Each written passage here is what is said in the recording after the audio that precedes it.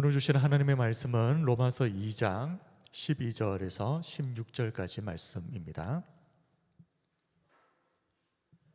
로마서 2장 12절부터 16절까지 말씀 우리 한 절씩 교독하고 16절은 함께 봉독하겠습니다. 12절 무릇 율법 없이 범죄한 자는 또한 율법 없이 망하고 무릇 율법이 있고 범죄한 자는 율법으로 말미암아 심판을 받으리라.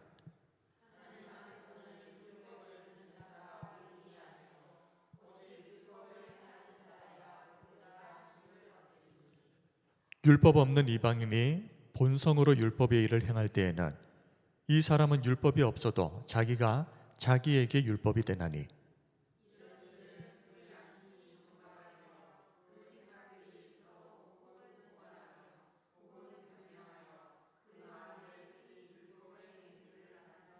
함께 하겠습니다. 곧 나의 복음에 이른 바와 같이 하나님이 예수 그리스도로 말미암아 사람들의 은밀한 것을 심판하시는 그날이라. 아멘. 오늘은 율법과 구원이라는 제목으로 로마서 강의 6번째 시간을 시작하겠습니다.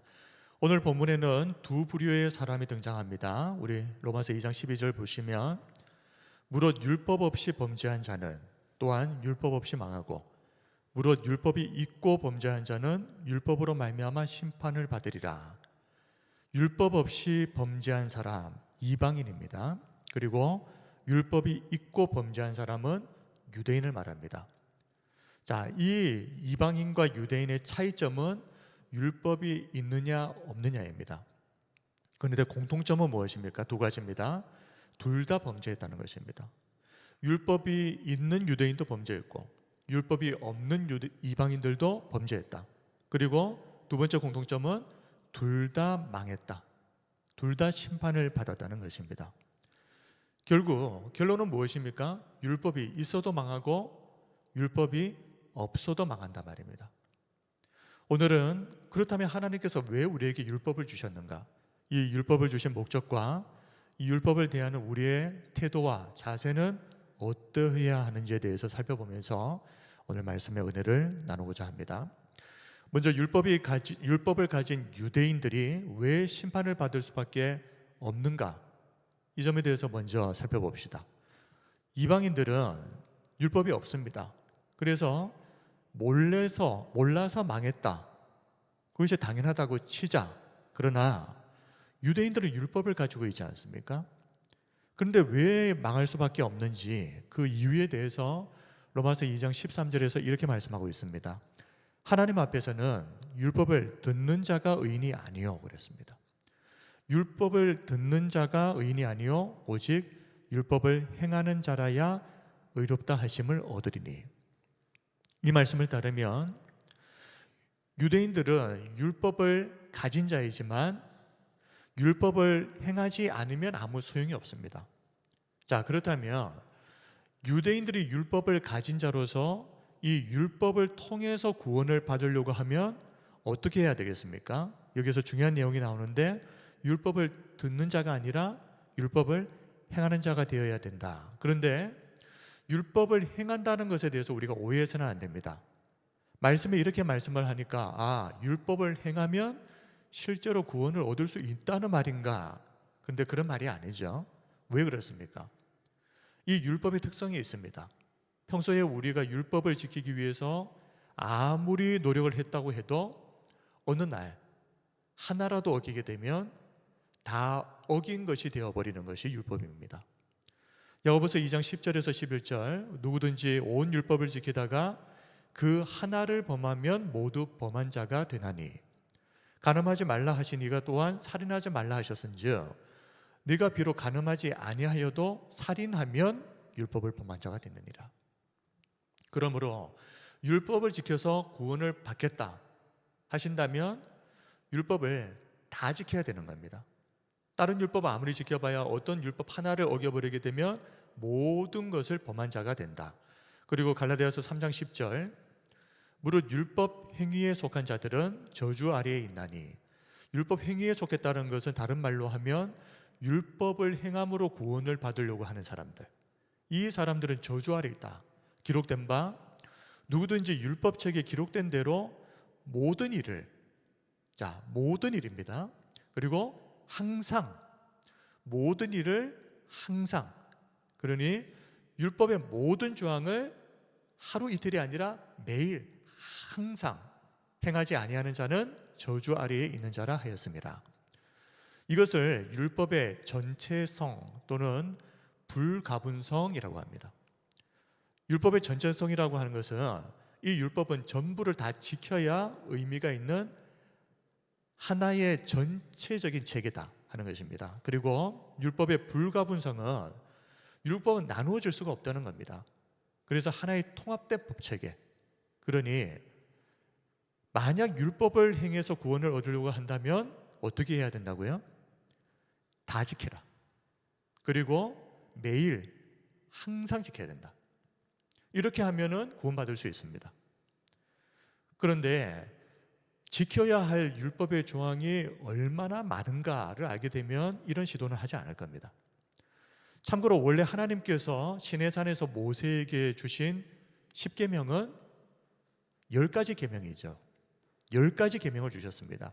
그런데 유대인들은 모세 오경에 나오는 모든 명령들을 다 하나하나 다 세어봤습니다. 그래서 전통적으로 내린 결론이 613개의 계명이 있다라고 정리를 합니다. 이 계명은 또 두 가지로 이루어져 있는데요. 긍정 계명은 하라는 계명. 이것은 하라. 248개. 그리고 부정 계명. 이건 하지 말라는 계명입니다. 365개. 그리고 합해서 총 613개의 계명이 있다라고 유대인들이 정리를 했습니다. 그리고 10계명을 바탕으로 해서 실제 생활에 적용할 수 있도록 세부 규정들을 추가한 것입니다. 그러니 도둑질 하지 말라 그러면은 먼저 뭐부터 뭐까지가 도둑질인지를 규정을 해야 되겠죠. 그래서 거기에 하나하나 다 규정들을, 세부 규정을 추가를 한 겁니다. 그런데 무려 613개의 계명을 살아가면서 단 한 번도, 그리고 단 하나도 어기지 않고 살 수 있는 사람이 단 한 사람이라도 있을 수 있겠습니까?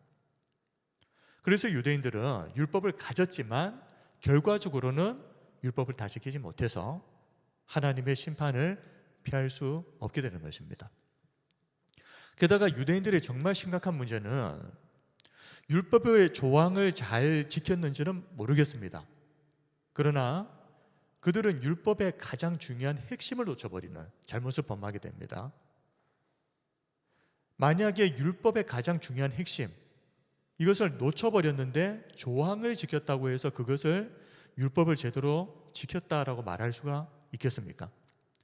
마태복음 23장 23절에서 화 있을진저 외식하는 서기관들과 바리새인들이여, 너희가 박하와 회양과 근처의 11조는 들이되 율법의 조항을 지켰다는 말입니다. 율법의 더 중요한 바, 이 조항보다 훨씬 더 중요한 게 있습니다. 율법의 더 중요한 바 정의와 긍휼과 믿음은 버렸도다. 그러나 이것도 행하고 저것도 버리지 말아야 할지니라. 예수님은 서기관들과 바리새인들을 향해서 너희가 율법의 조항들은 잘 지켰는지 모르겠지만 율법의 조항보다 훨씬 더 중요한 정의와 긍휼, 믿음은 저버렸다. 이렇게 말씀하셨는데, 그렇다면 율법이 말하는 핵심이 무엇입니까? 우리가 잘 알고 있는 대로 두 가지죠. 하나님을 사랑하고 이웃을 사랑하는 것입니다. 마태복음 22장 34절에서 40절을 보면 예수께서 사두개인들로 대답할 수 없게 하셨다 함을 바리새인들이 듣고 모였는데, 자, 사람들이 모였습니다. 자, 35절, 그 중에 한 율법사가 예수를 시험하여 묻되, 선생님, 율법 중에서 어느 계명이 크니까? 율법의 가장 중요한 핵심이 무엇입니까? 이것을 물어보았을 때 예수님께서 두 가지를 말씀하신 겁니다. 예수께서 이르시되 네 마음을 다하고 목숨을 다하고 뜻을 다하여 주 너의 하나님을 사랑하라 하셨으니 이것이 크고 첫째 되는 계명이요, 둘째도 그와 같으니 내 이웃을 내 자신같이 사랑하라 하셨으니 이 두 계명이 온 율법과 선지자의 강령이니라. 강령이라고 하는 것은 한자어로 강령, 전체를 지탱하고 이끄는 핵심 원칙이라는 말입니다.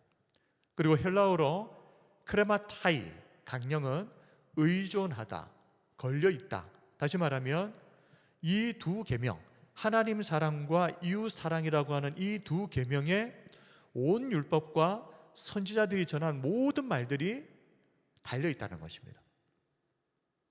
이것이 강령입니다. 자, 정리하면 율법의 핵심은 위로는 하나님을 사랑하고 수평적으로는 이웃을 사랑하라고 하나님이 주신 것이 바로 율법이다. 결국 이 율법을 통해 이루고자 하는 최종 목적이 무엇이겠습니까? 사랑하라고 하는 것이 무슨 의미입니까? 깨어져 버린 하나님과 이웃과의 관계를 회복한다는 말입니다.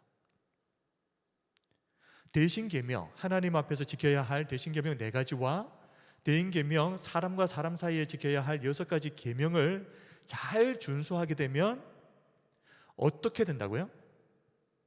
이 관계들이, 깨어진 관계들이 다시 회복될 수 있다. 그러므로 조항을 지키는 게 중요한 것이 아니라 우리에게 더 중요한 것은 그 목적을 이루는 것입니다. 하나님과의 깨어진 관계를 회복하고 이웃과의, 사람과의 깨어진 관계를 회복하는 것, 그 목적에다가 중점을 둬야 되는 것이지, 그 목적은 이룰 생각이 없으면서 그냥 지키라고 주신 조항이니까 그냥 법을 지키듯이 그냥 지킨다, 이것은 의미가 없다는 것입니다. 그런데 유대인들은 하나님의 말씀대로, 예수님의 말씀대로 그렇게 하지 않았습니다. 고린도전서 13장 사랑장을 보게 되면 바울은 예수님이 말씀하신 하나님 사랑과 이웃 사랑, 이것을 하나로 그냥 합쳐버리죠. 사랑이다 그랬습니다. 그런데 율법의 핵심이 사랑이라는 말인데, 이 사랑이 없으면 어떻게 된다고 했습니까? 고린도전서 13장 1절에서 3절, 내가 사람의 방언과 천사의 말을 할지라도 사랑이 없으면 소리나는 구리와 울리는 꽹과리가 되고, 내가 예언하는 능력이 있어 모든 비밀과 모든 지식을 알고 또 산을 옮길 만한 모든 믿음이 있을지라도 사랑이 없으면 내가 아무것도 아니에요. 내가 내게 있는 모든 것으로 구제하고 또 내 몸을 불사르게 내줄지라도 사랑이 없으면 내게 아무 유익이 없느니라. 사랑이 없으면 방언 소용없습니다. 천사의 말을 하고 예언을 해도 아무 유익이 되지 않습니다. 심지어 모든 비밀과 모든 지식을 알고 있어도, 심지어 믿음이 있을지라도 뭐라고 말씀합니까? 내가 아무것도 아니요 그랬습니다. 내 모든 것으로 구제하고 몸을 불사르게 내어줄지라도 사랑이 없으면 내게 아무 유익이 없다. 근데 이게 참 충격적이지 않습니까? 이웃을 위해서, 누군가를 위해서 내 모든 것을 다 팔아가지고 구제를 하고 내 몸을 불사르게 희생을 했는데, 이런 일을 하면서도 사랑 없이 이런 일을 할 수 있다는 말입니다. 그런데 사랑이 없으면 어떤 행동을 해도 그것이 나에게는 아무런 유익이 없다. 내게 아무것도 가져다 주는 게 없다. 다시 말하면 그냥 헛수고한 것입니다. 고생은 고생대로, 희생은 희생대로, 손해는 손해대로 다 보고 나한테는 아무런 유익도 없는 것입니다. 내가 아무것도 아니요, 내게 아무 유익이 없느니라. 결국 율법의 정신, 율법의 목적을 망각하고 그냥 율법의 조항만 지키려고 해서는 아무런 의미가 없다라는 것을 사도 바울이 말하고 있는 것이죠. 그러므로 만약 유대인들처럼 율법을 행함으로 구원을 얻으려고 한다면 3가지를 반드시 지켜야 합니다. 모든 율법을 하나도 빠짐없이 다 매일 지키든지, 그리고 단 한 번도 실수를 하지 않아야 되고, 그리고 형식적으로 조항만 지키는 것이 아니라 이 율법 준수를 통해서 율법의 목적, 하나님 사랑과 이웃 사랑이라고 하는 율법의 정신을 다 이루려면, 그러면 율법을 지켜서 구원을 받으려고 시도해 보셔도 됩니다. 근데 유대인들은 앞에서 말씀드린 것처럼 율법을 행함으로 구원을 받으려고 했지만 율법에 담긴 근본 정신과 목적, 하나님 사랑, 이웃 사랑하는 것에는 관심이 없었습니다. 오로지 율법의 조항을 지키는 것에만 열심을 내었습니다. 자, 이렇게 정말 중요한 율법의 근본 정신은 잃어버리고 조항 그 자체에만 집착하는 것을 우리가 율법주의라고 합니다. 율법은 귀한 것이고 율법을 지키려고 노력은 해야 되겠지만 율법주의가 되어버리면 문제가 발생합니다. 율법주의는 예수 그리스도의 은혜가 아니라 자기 의에 집착하게 됩니다. 그리고 자신이 좀 뭔가 율법을 지킨 것을 가지고 이제는 다른 사람들을 정죄하게 됩니다. 그리고 율법주의적인 신앙은 또 반면에는 또 반대로 항상 나는 또 부족하다라고 하는 죄책감이 가득합니다. 그리고 율법을 그렇게 열심히 지키면서 하나님의 심판에 대한 또 두려움은 가득한 것이 율법주의입니다. 그리고 하나님보다는 사람들의 이목에 관심을 가지게 되면서 결국 어떻게 됩니까?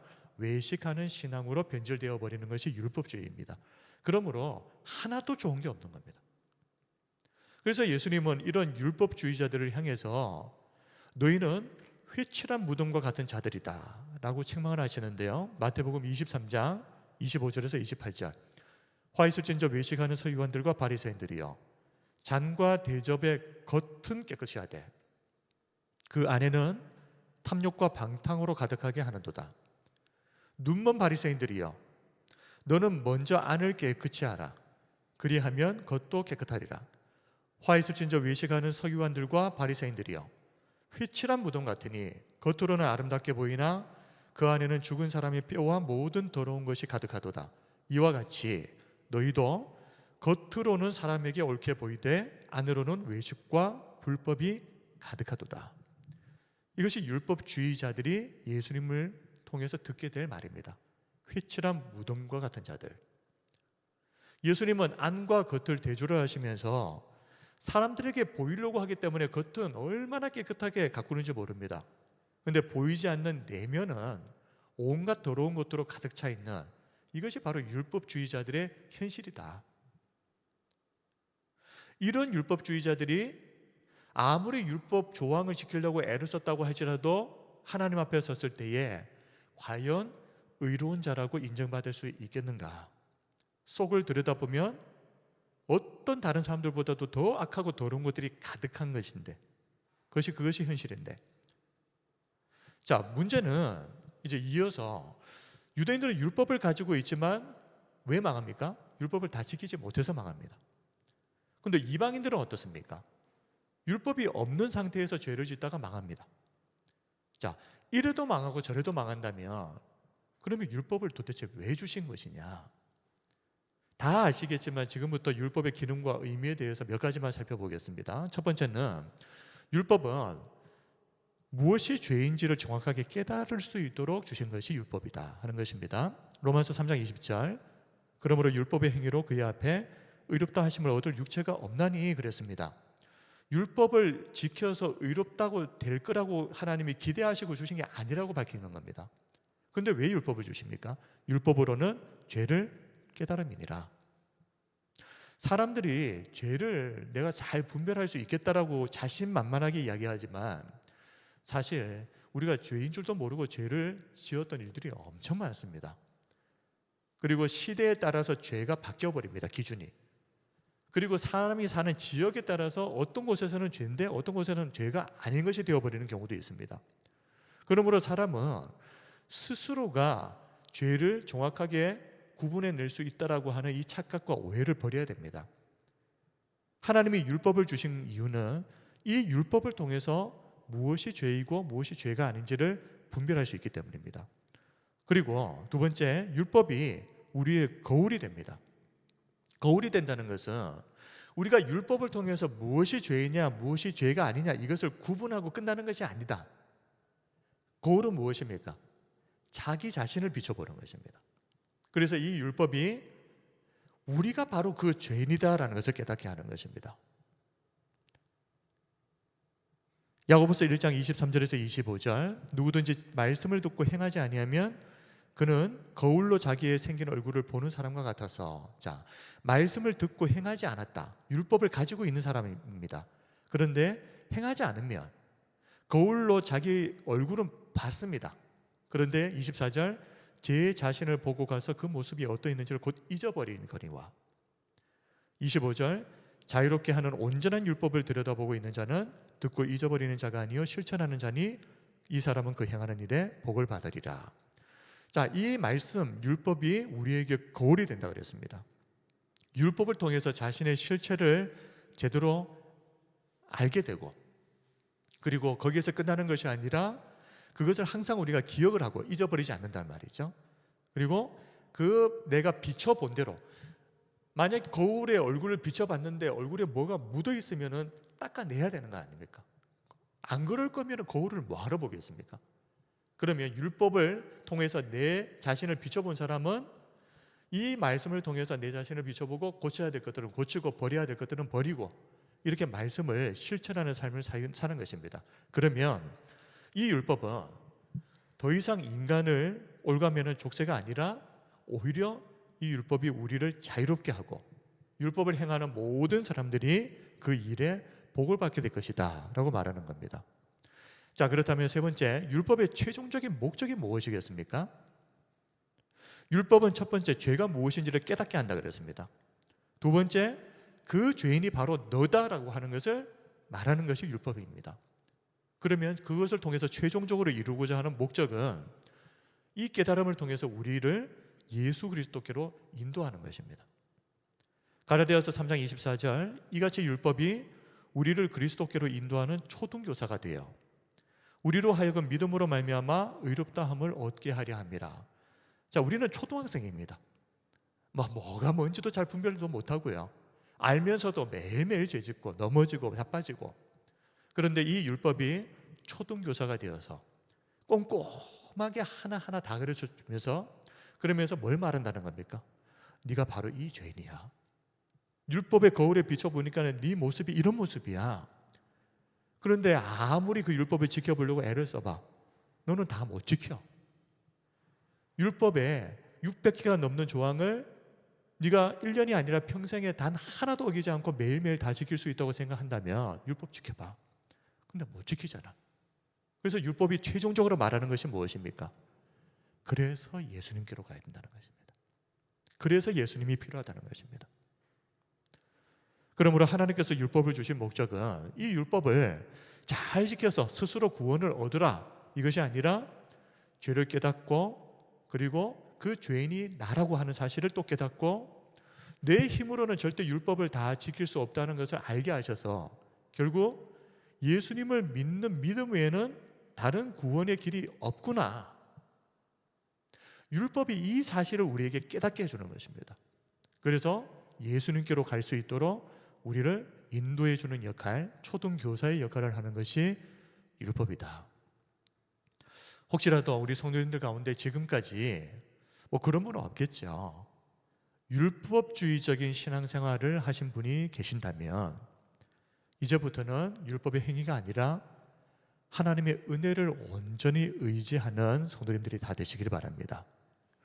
물론 형식이라고 하는 것 전혀 중요하지 않은 것은 아닙니다. 여기서 말하고자 하는 것은 하나님이 그의 백성들에게 정말 원하시는 것이 무엇이냐, 그저 조항 하나씩 지키는 것을 하나님이 원하시는 것이냐, 그게 아니라 하나님이 정말 원하시는 것은 하나님의 백성들이 하나님을 진심으로 사랑하는 마음, 이 마음을 갖기를 원하시는 것입니다. 앞에서도 말씀드렸죠. 고린도전서 13장에서 사랑을 이야기하는 이유는, 그리고 십계명을 통해서 하나님을 사랑하고 이웃을 사랑하라고 말씀하시는 이유는 사랑을 통해서만 깨어진 관계가 회복될 수 있기 때문이다.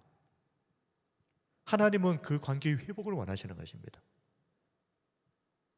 자, 역대하 30장을 보면, 자, 형식이 중요한 것은 아니지만 그것보다 훨씬 더 중요한 것은 우리의 마음의 중심이다 말씀드렸는데, 역대하 30장을 보면 히스기야 왕이 오랫동안 중단되었던 유월절 절기를 이제 다시 지키려고 시도합니다. 그래서 예루살렘 곳곳에 세워진 우상의 제단들을 허물고, 그리고 왕과 백성들이 한마음이 되어서 정성껏 예물을 준비해서 하나님께 드립니다. 그런데 문제는 너무 오랫동안 이 유월절 절기가 중단되었다가 새로 시작하다 보니 준비를 하면서 미흡한 점들이 너무 많은 겁니다. 행정적인 실수들이 여기저기서 터지는 겁니다. 참고로 솔로몬 시대 이후에 유다 왕국에서 유월절을 지켰다라고 하는 기록이 없습니다. 그러면 남유다 13대 왕이었던 히스기야 원년, 그러니까 히스기야가 왕이 되었던 그 해에 유월절이 회복되었다면 약 200년 이상, 약 200년 만에 유월절 절기를 다시 지키게 된 겁니다. 너무 오랜만에 유월절 절기를 지키다 보니까 부족한 점들이 많았겠죠. 그러다 보니까 막 실수들이 여기저기서 발생되는데, 자, 첫 번째는 율법에서 명시한 본래 날짜보다 한 달이나 지나서 유월절 양을 잡고 유월절을 보내게 되었습니다. 그 이유가 무엇인지 역대하 30장 2절에서 3절 말씀에 이렇게 말씀합니다. 왕이 방백들과 예루살렘 온 회중과 더불어 의논하고 둘째 달에 유월절을 지키려 하였으니, 자, 원래는 첫째 달입니다. 첫째 달 14일입니다. 그런데 둘째 달에 유월절을 지키려 하였으니 왜 그렇습니까? 3절, 이는 그 이유에 대해서 말합니다. 성결하게 한 제사장들이 부족하고, 자, 첫 번째로 제사장들이 부족합니다. 두 번째로 백성도 예루살렘에 모이지 못하였으므로 그 정한 때에 지킬 수 없었습니다. 200년 만에 이 유월절을 다시 지키려고 하니까요, 이게 뭐 준비가 제대로 안 되는 겁니다. 제사장 부족하고 사람들은 아직 모이지도 못했고, 그래서 불가피한 이런 사정들 때문에 둘째 달 14일에 유월절을 지키게 되었다.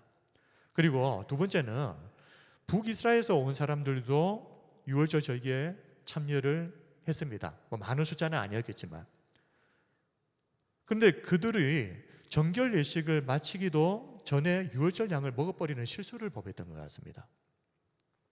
역대하 30장 17절, 회중 가운데 많은 사람이 자신들을 성결하게 하지 못하였으므로 이런 문제가 발생한 겁니다. 지금 유월절은 지금 시작을 해야 되는데, 그래서 레위 사람들이 모든 부정한 사람을 위하여 유월절 양을 잡아 그들로 여호와 앞에서 성결하게 하였으나, 이러면서 막 이런저런 문제들이 계속 이렇게 발생을 한 겁니다. 율법에 의하면 사실 이런 일은 하나님으로부터 큰 징계를 받을 만한 심각한 문제입니다. 사실은 민수기 9장 13절에 그러나 사람이 정결하기도 하고 여행 중에도 잊지 아니하면서 유월절을 지키지 아니하는 자는 그 백성 중에서 끊어지리니, 그러면서 여러 내용을 이야기하는데 유월절을 제대로 지키지 않은 것에 대해서 백성 중에서 끊어질 정도로 하나님께서 굉장히 심각한 죄를 여기신다.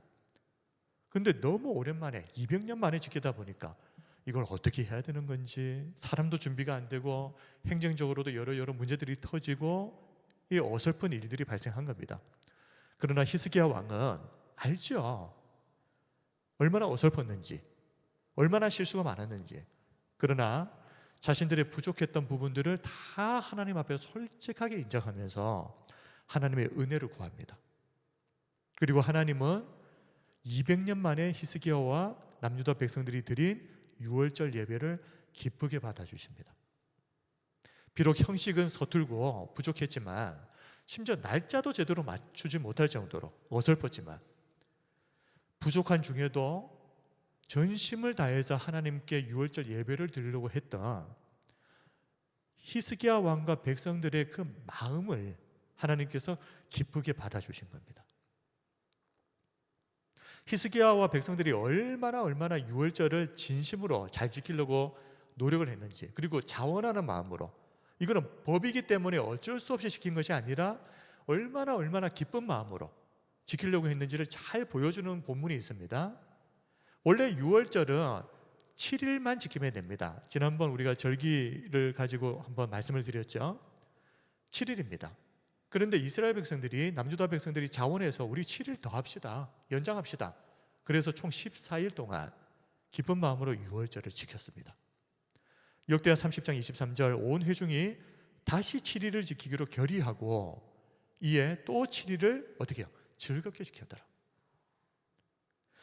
남유다 백성들은, 그리고 히스기야 왕은 하나님께서 이거 지키라고 법 조항으로 만들어 놓으시니까 법을 지키듯이 그렇게 억지로 지킨 게 아니었습니다.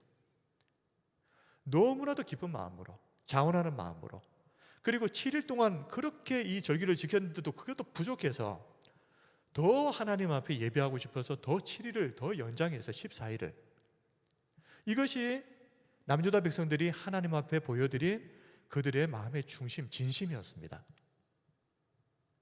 하나님이 가장 중요하게 생각하시는 것은 형식이 아닙니다. 우리가 어떤 마음으로 하나님 앞에 나아가는가. 물론 형식이 중요하지 않다는 말은 아니지만 형식은 중요하게 여기면서 그 마음의 진심, 하나님을 사랑하는 마음이 부족하다면 이거 아무 의미가 없다는 것을 우리가 좀 알아야 되겠다는 겁니다. 우리가 이런 것들을 제대로 알게 되면 절대 율법주의에 빠질 일이 없겠죠. 우리 사랑하는 성도 여러분, 우리 신앙생활이 200년 만에 6월절 예배를 드리면서 이렇게 기쁜 마음으로 7일만 지켜도 되는데 14일을 지켰던 남유다 백성들처럼, 히스기야 왕처럼 우리가 이런 마음으로 신앙생활을 해야 되지 않겠습니까? 율법의 조항을 지켜야 되기 때문에 주일날 예배하라고 정해져 있으니까 나오기 싫은 거 억지로 몸을 이끌고 와가지고 그냥 와가지고 졸다가 가고, 그런 예배를 하나님이 받으시지 않습니다. 하나님이 주신 은혜에 감사하면서 정말 자원하는 마음으로, 기쁜 마음으로 우리가 그렇게 하나님을 예배하고 신앙생활을 할 때 하나님께서 남유다 백성들의 그 유월절 예배를 받아주신 것처럼 우리의 신앙생활과 예배를 기쁘게 받아주실 줄 믿습니다. 형식은 좀 어설프고 부족해도 괜찮습니다. 정말 중요한 것은 우리가 얼마나 진심으로 하나님을 사랑하고 또 기쁨으로 하나님을 예배하는가. 이 마음만 있다면 하나님께서 우리의 예배를, 우리의 신앙생활을 기쁘게 받아주실 줄 믿습니다. 자, 지금부터는 이제 율법이 없는 이방인들을 조금 중점적으로 살펴보겠습니다. 이방인들은 율법이 없습니다. 그러면 우리가 한 가지 질문을 할 수 있겠죠. 그러면 뭘 기준으로 해서 죄를 규정할 수 있느냐 하는 것입니다. 앞에서도 말씀드린 것처럼 우리 생각을 가지고는 죄를 정확하게 규정해내지 못합니다. 그래서 하나님께서 유대인들에게 율법을 주셨습니다. 그래서 율법은 죄를 깨달음이니라. 그렇다면 이방인들은 어떻게 해? 율법이 없어서 이방인들이 죄가 죄인 줄도 모르고 그냥 지었다면 이것을 죄를 지었다고 말할 수 있겠습니까? 이방인들의 입장에서는 충분히 제기할 수 있는 질문이지 않습니까? 이거는 유대인들은 율법을 가졌음에도 범죄했으니 심판을 받는 것이 당연할지 모르지만 이방인들은 율법을 알지도 못하는데 무엇을 근거로 심판을 받게 되느냐는 겁니다. 이런 주장을 할 수 있는 근거 본문은 로마서 4장 15절입니다. 율법은 진노를 이루게 하나니 율법이 없는 곳에는 범법도 없느니라 그랬습니다. 범법이라고 하는 것은 단순히 죄를 말하는 것이 아니라 정확하게 규정되어 있는 법을 어겼다 하는 말입니다. 그렇다면 일단 규정된 법이 있어야 법을 어겼는지 아닌지를 판단을 할 수 있겠죠. 그런데 이방인들에게는 죄를 규정해주는 율법이 없기 때문에 죄와 죄로 규정되지 못하는 겁니다. 율법이 죄를 규정한다고 해서 그러면 율법이 주어지기 전, 왜냐하면 율법은 모세 때에 주어졌거든요. 그러면 그 전에는 죄가 없었다는 말이냐? 그건 아니죠. 단지 율법이 없었을 뿐 죄가 죄인 줄 모르고 죄를 지은 것은 똑같은 겁니다. 로마서 5장 13절, 죄가 율법 있기 전에도 세상에 있었으나 그랬습니다. 율법이 없었을 때에는 죄를 죄로 여기지 아니하였느니라. 율법이 주어지기 전에 이미 죄는 아담과 하와를 통해서 이미 세상에 들어와 있는 상태였습니다. 로마서 5장 12절 13절, 그러므로 한 사람으로 말미암아 아담이죠, 죄가 세상에 들어오고 죄로 말미암아 사망이 들어왔나니 이와 같이 모든 사람이 죄를 지었으므로 사망이 모든 사람에게 이르렀느니라. 죄가 율법 있기 전에도 세상에 있었으나 율법이 없었을 때에는 죄를 죄로 여기지 아니하였느니라. 자, 그런데 죄는 존재했지만 율법을 통해서 명시적으로 이것이 죄다, 죄가 죄로 규정되지는 않았다 하는 말입니다. 자, 정리하면 율법이 주어지지 않았을 때에도 죄는 이미 존재했다. 그리고 율법을 통해서 비로소 무엇이 죄인지에 대해서 분명하게 규정이 되었다. 그리고 세 번째로 이 율법이 만약 없었다면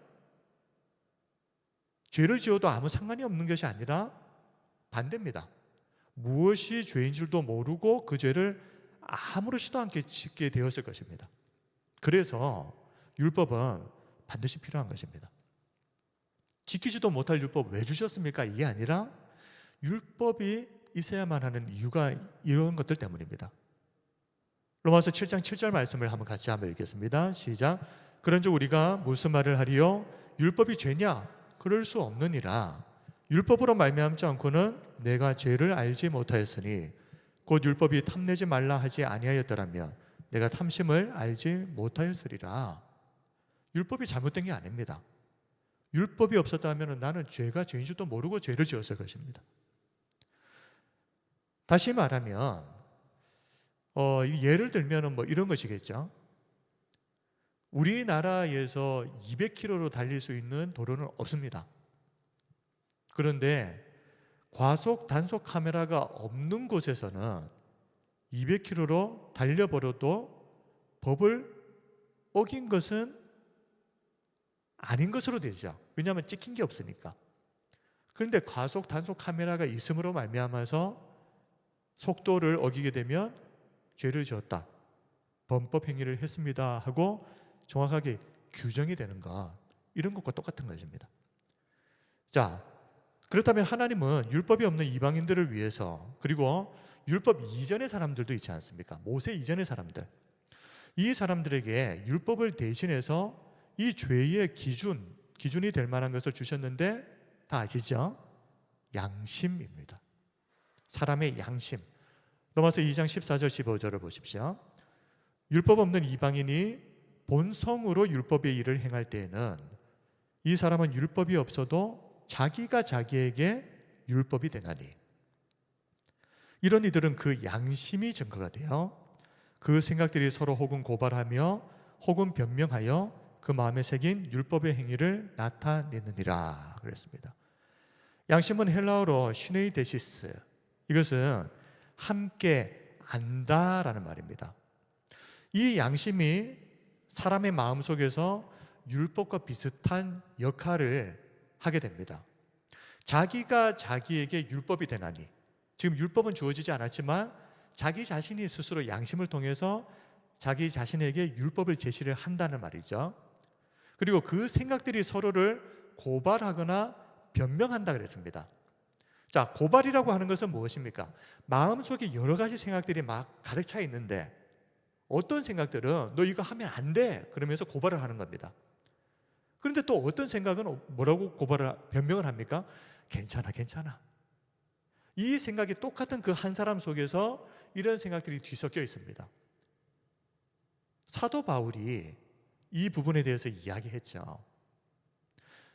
로마서 7장 21절에서 25절, 그러므로 내가 한 법을 깨달았노니, 바울이 한 가지 사실을 깨달았습니다. 곧 선을 행하기 원하는 나에게 악이 함께 있는 것이로다. 사람의 마음 가운데는 선을 행하고 싶은 마음도 있고 악을 행하고 싶은 마음들이 뒤섞여 있더라. 내 속사람으로는 하나님의 법을 즐거워하되 내 지체 속에서 한 다른 법이 내 마음의 법과 싸워 내 지체 속에 있는 죄의 법으로 나를 사로잡는 것을 보는도다. 오호라, 나는 공고한 사람이로다. 이 사망의 몸에서 누가 나를 건져내랴. 우리 주 예수 그리스도로 말미암아 하나님께 감사하리로다. 그런즉 내 자신이 마음으로는 하나님의 법을, 육신으로는 죄의 법을 섬기노라. 이것이 인간이더라 하는 겁니다. 바울은 내 안에 선을 행하고자 하는 마음이 있지만 현실은 어떻습니까? 항상 죄의 법 앞에서 무너져 버리는 이런 자신의 연약함을 고백을 하면서 우리의 양심의 법이라고 하는 것이 사실 온전하지 못하다 하는 것도 말하고 있습니다. 그리고 양심이라고 하는 것은 앞에서도 말씀드린 것처럼 율법만큼 정확하게, 명확하게, 구체적으로 죄를 규정해 주지 못한다라고 하는 치명적인 약점은 있습니다. 죄로 인해서 타락한 이후 인간의 양심이 왜곡되고 둔감해져 버렸습니다. 처음에 죄짓기 이전에 완전한 양심이 아니다 하는 말이죠. 문제가 생겨버린 양심. 그래서 디모데전서 4장 2절을 보면 화인 맞은 양심이라고 하는 말이 나오지 않습니까? 이런 말들이 불완전한 우리의 양심의 상태를 보여주는 것입니다. 그러므로 죄를 명확하게 깨닫기 위해서라도 율법은 반드시 우리에게 필요하다. 하나님이 필요 없는, 있어봐야 아무 의미가 없는 율법을 우리에게 일부러 주신 것이 아니라 다 필요해서 주신 것이다. 그럼에도 이 양심으로 인해서 어떤 사람도 변명을 못하게 됩니다. 나는 율법이 없어서 나는 죄를 지었지만 죄를 지은 게 아닙니다 라는 이런 궤변을 늘어놓을 수 없게 된 것은 분명하다. 무엇 때문에요? 양심이기 때문에. 자, 이 문제에 대해서 말씀드리는 것은 우리가 이순신 장군은 천국에 갔어요부터 해가지고 우리나라에 선교사들이 오기 전에 그러면 그 전에 죽은 사람들은 어떻게 되는 거예요? 이런 모든 질문에 대한 답이 사실 여기 안에서 그냥 이야기될 수 있겠다 싶습니다. 양심이 스스로에게 율법이 되는 것입니다. 그러나 그 양심은 온전한 율법은 아니다. 말씀을 정리하겠습니다. 오늘은 율법과 구원이라는 주제에 대해서 살펴보았습니다. 율법은 우리가 어떤 죄인인지를 명확하게 깨닫게 하고 그래서 우리를 예수 그리스도께로 인도하는 역할을 하는 것이 율법입니다.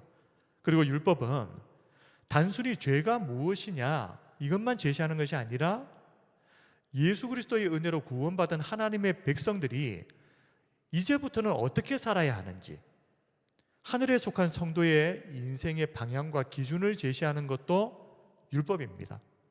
그러므로 우리가 예수님을 믿고 구원받았으니까 우리에게는 율법은 이제 더 이상 필요 없다라고 말하면 안 됩니다. 우리는 율법을 통해서 하나님 나라의 백성들은 이렇게 사는 것이구나 하는 것을 알아야 됩니다. 그래서 예수님께서도 나는 율법을 폐하려 온 것이 아니고 완성하러 왔다라고 말씀하신 겁니다. 그런 점에서 율법주의자가 되어서는 안 되겠지만 율법을 통해서 율법의 가장 중요한 핵심 정신인 하나님을 사랑하고 이웃을 사랑하는 하나님 나라의 백성다운 삶을 살기 위해서 노력해야 하기 때문에 그래서 여전히 우리에게는 지금도 이 율법은 유효하고 필요하다. 율법 무용론자가 절대 되어서는 안 됩니다. 오늘 이 말씀을 통해서 율법이 왜 우리에게 주어졌는지를 정확하게 알게 되면 더 이상 이 율법은 우리에게 인생의 족쇄가 아니구나 하는 것을 알게 됩니다. 오히려 이 율법을 통해서 더 주님께 가까이 나아가는 은혜의 통로로 하나님께서 이 율법을 우리에게 주셨구나. 그러므로 우리가 성경을 펼쳐 읽으면서 율법에 관해서 볼 때에 이 율법에 누르지 마십시오. 우리는 이제 예수 그리스도의 구원의 은혜 안에서 기쁨으로 율법을 지키고 하나님 나라의 백성답게 살아야 할 의무와 책임이 주어진 존재. 그러므로 율법을 통해서 구원은 좌우되지 않지만 구원받은 백성은 율법을 지키면서 살아야 됩니다. 이렇게 해서 우리의 인생에 주님의 은혜와 또 복이 항상 충만하게 이렇게 누리며 살아가는 저와 우리 성도님들이 다 되시기를 주님의 이름으로 축복하고 기도합니다. 아멘. 이제 우리 함께 기도합시다. 우리 사실 율법과 관련된 이런 문제는 우리가 잘 알고 있는 내용들입니다. 오늘은 율법과 구원에 관해서 전체적으로 정리를 했을 뿐입니다. 중요한 것은 이렇게 교회에서 수없이 가르치고 또 가르치는데 여전히 율법주의적인 신앙생활을 하는 사람들이 실제로는 많다는 것입니다. 여전히 자신의 행위를 공로로 내세우는 사람들이 있습니다. 그러면서 다른 사람들의 연약한 것들을 자꾸만 판단하고 정죄하는, 이게 다 율법주의에서 나오는 행동들이거든요. 우리 속에 그런 모습들이 있다면 철저히 하나님 앞에 내려놓고 율법에서 말하고 있는 그 죄인이 바로 나다라고 하는 사실을 우리가 좀 생각하고, 지금 우리는 다른 사람의 눈에 있는 티끌 그런 것들을 보면서 이래라 저래라 할 시간은 없습니다.